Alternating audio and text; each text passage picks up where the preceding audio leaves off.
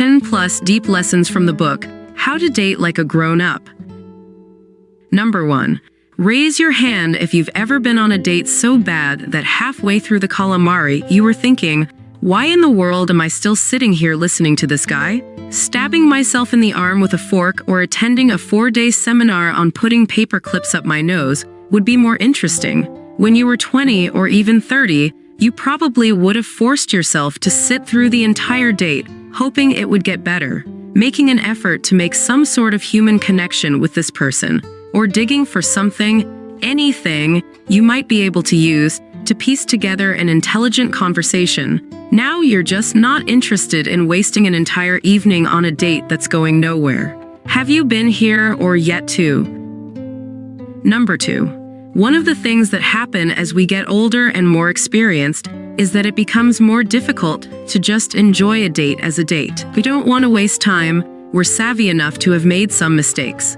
And we go into the first date experience bound and determined to make an assessment as to the gentleman's final mate potential before the appetizers arrive. For women, dating mistakes like these are based in fear.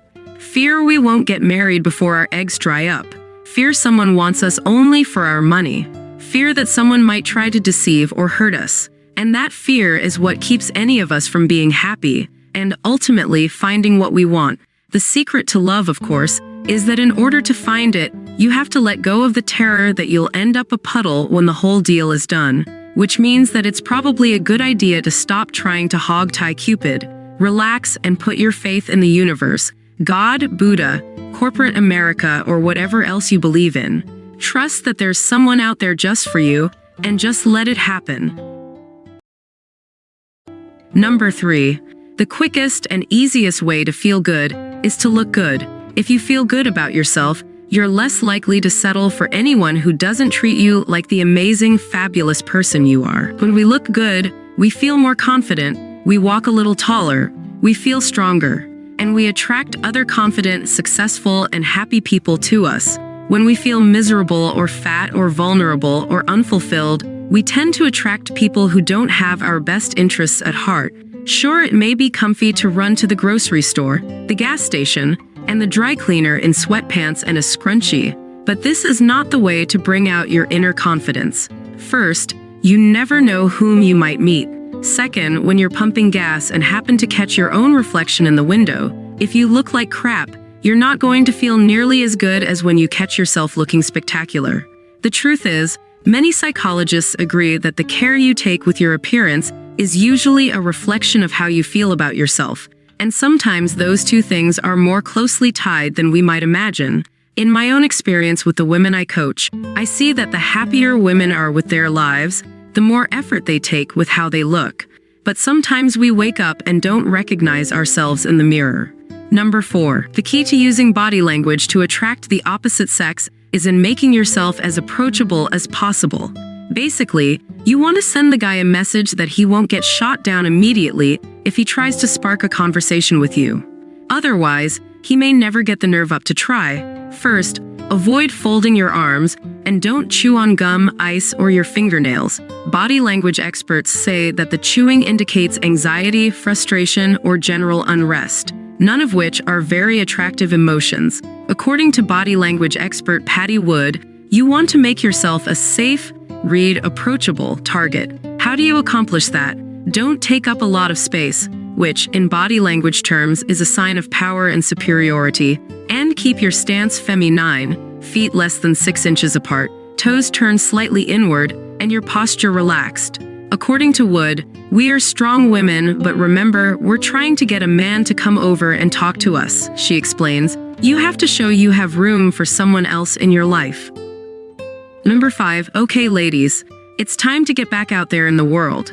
If you want to meet someone, you're going to need to get off the couch. Unless you hit it off with a cable repair guy, then you can just microwave yourself another bag of popcorn and sit right back down. While you may be worried that all the good men are either married or dead, I'm here to tell you that there are some great guys out there who are worth your time. It breaks my heart when I hear women and men say that there aren't any good ones left, because it's just not true.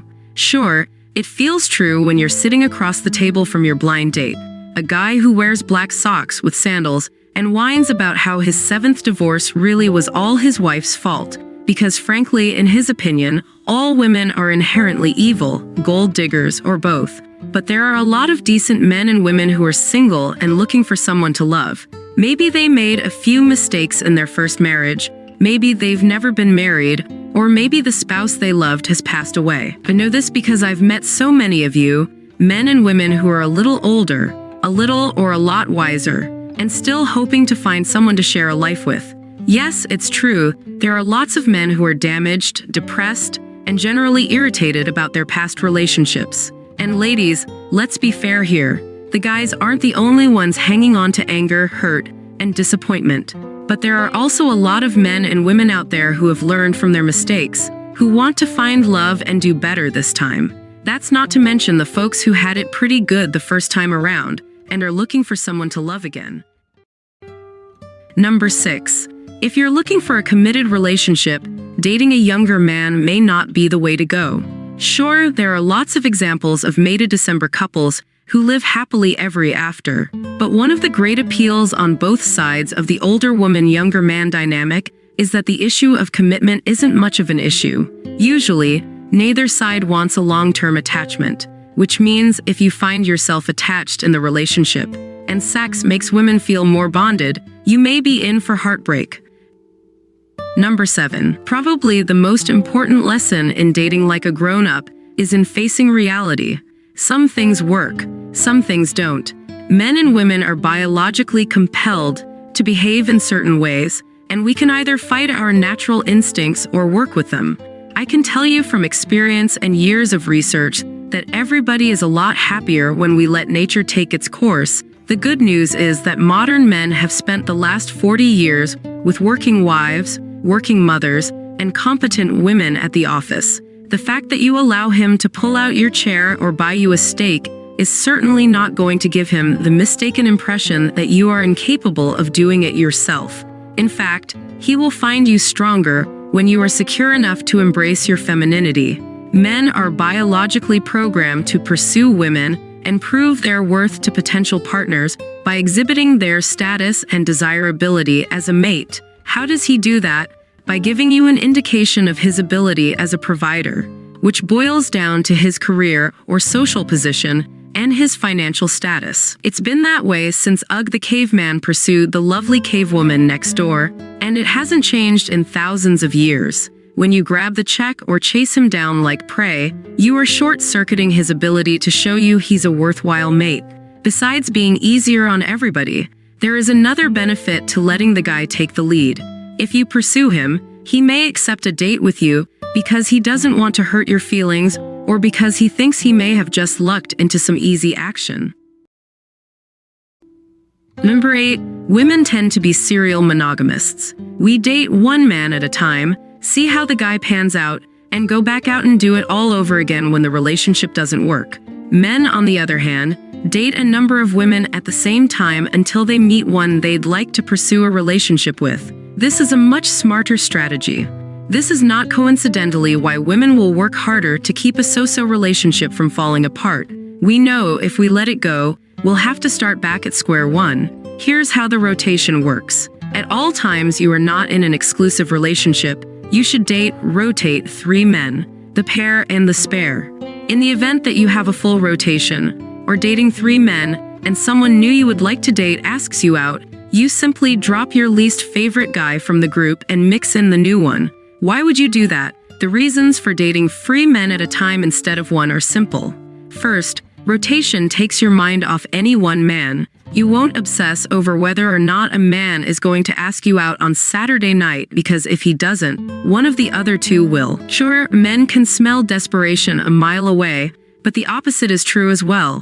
When they have competition at some level, they sense it. And men always want you a lot more when they're not exactly sure how many players are in the game. Second, dating 3 men at a time keeps your schedule pretty full.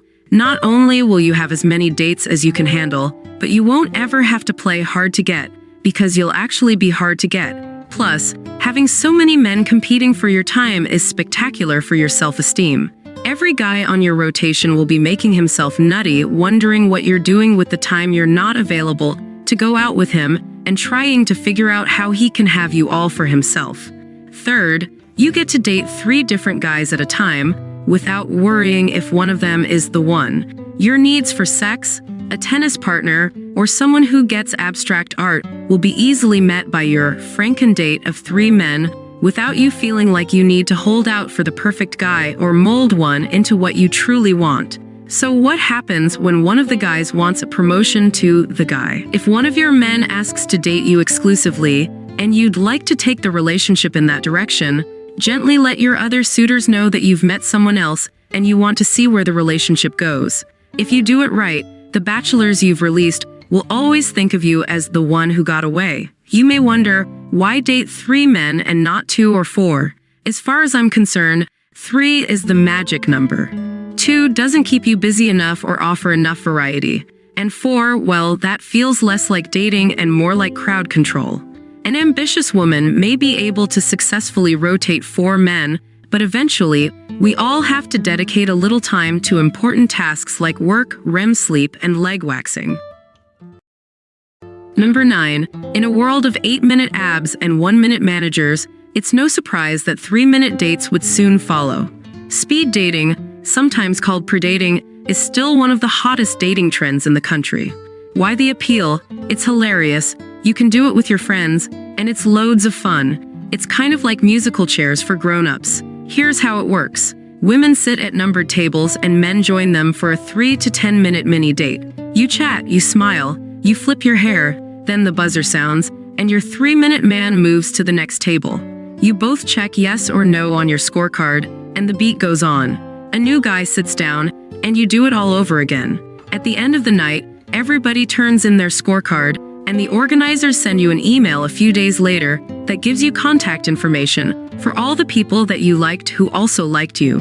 The great news is that 3 minutes is really all it takes to judge whether or not we'd like to see someone again. Studies at the University of California, Berkeley showed that we can predict with about 80% accuracy how a relationship will turn out. Friendship, romance, sneaking out the bathroom window within the first 3 minutes. In an average night of speed dating, you can go on about 40 dates without breaking a sweat. Better than that, most people make an average of 6 matches, which means you end up with 6 people you like who also like you. Not too bad for an evening's play. The drawback, of course, is that there's not much chance to make a good second impression if you blow your first one. Number 10. Online dating has created a unique situation in that it's now just as easy to fall for someone 2 cities away or across the globe as it is to fall for the man next door. But meeting an online date in person out of town poses some special safety concerns. First, use the same safety guidelines you would for an offline date in your own city. Second, stay in a hotel. Never ever stay with someone you don't actually know. And if you can't afford to stay in a hotel, skip the trip for now. Keep your hotel location, or at least your room number, private, just as you would your home address. And get to and from the date and your hotel via your own transportation, either a rental car or a taxi. As romantic as it might seem to have your date pick you up from the airport, it is especially important to take safety precautions when you are out of town. Finally, as tempting as it may be to spend a week with your new online romance, remember that chemistry. Keep your first trip short and sweet, 2 days max, until you're positive there's a real connection in person. Number 11. Most women have fairly safe experiences with online dating, but it's important to always be on your guard. If you ever feel uncomfortable on a date, trust your instincts and do whatever you can to keep yourself safe. Many women who have found themselves in dangerous situations had a gut feeling that something was amiss but ignored it anyway. Make sure that you always carry a cell phone with you and that it is charged. If you are walking to your car, tell the restaurant manager that you feel unsafe and ask him or her to have someone walk you to your car. If no one is available to escort you, hit 911 on your phone and keep your finger on the send button. That way, if trouble happens, you'll have one quick button to push rather than fumbling around for 4.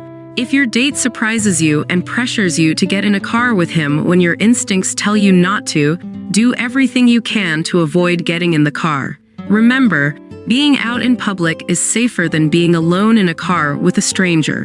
Finally, it's always a good idea for women to work a few self-defense classes into the old workout schedule. Number 12. A recent AARP study found that 45% of men and 38% of women between the ages of 40 and 59 have sex once a week. No strings sex can seem wild and romantic, but the morning after and week after implications can suck the fun out of even the wildest night of lovemaking. Because pregnancy is no longer an issue, many women over 40 are foregoing condoms altogether. Sometimes skipping the condom is a matter of practicality. Many men, as they age, have more difficulty maintaining an erection.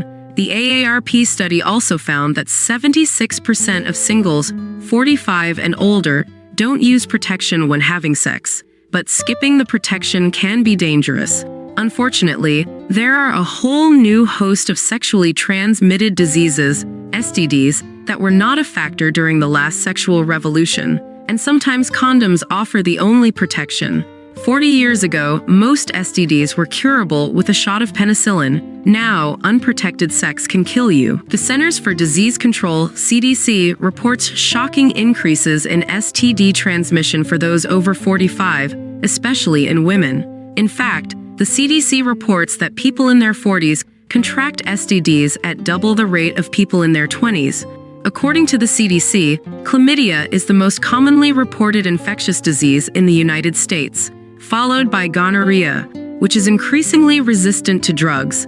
The number of new HIV infections among older women is increasing quickly as well. Between 1998 and 2000, AIDS cases nearly doubled among women 50 and older, from 8.9% to 15%. U.S. pharmacists reported that in the U.S., approximately 10% of AIDS cases occur in patients 50 or older, and 3% of all AIDS cases occur in patients over age 60. Data regarding new AIDS cases from 1990 to 1992 indicated a decrease in incidence among persons 30 or younger, while an increase of 17% was seen in those 60 or older.